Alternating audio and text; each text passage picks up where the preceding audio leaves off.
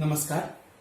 मिथिलाक्षरक अभ्यास में आई मात्रा के अभ्यास करल जाए, जहि के अंतर्गत आई आकार, हर्ष ईकार और दीर्घ ईकार का अभ्यास करल जाए।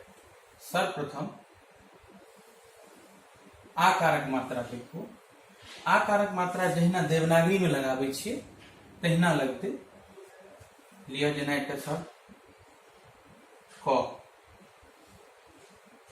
क बनेलहुँ, आकार के मात्रा लगते से एक रे एना के नीचा आनू ऊपर लगा के हो गए का। तहिना च लिखियो, ना के च लिख लेलहुँ, यहाँ में मात्रा लगले हो गए चा।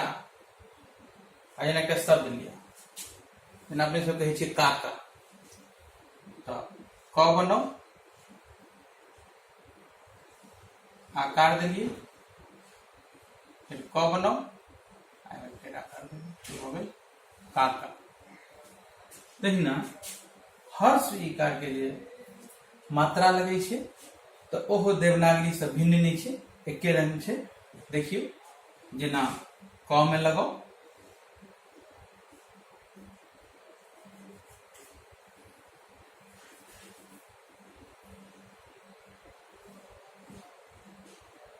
क हर्षी के मात्रा जो लगे से एना कहीं लगा दिए।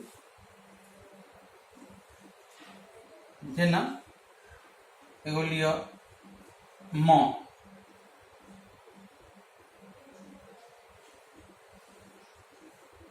एमे लगेबाक छै लगा दिए हर्षी के मात्रा, तो ई भ गेलै हर्ष ई के मात्रा। दीर्घ ई के मात्रा जो लागत सेहो देखियो, इहो एकदम देवनागरी जकाँ छै। सपोज करू लिया जेना लेलहुँ अक्षर क लेलहुँ, क बनेलहुँ, दीर्घ ई के मात्रा लगेलहुँ।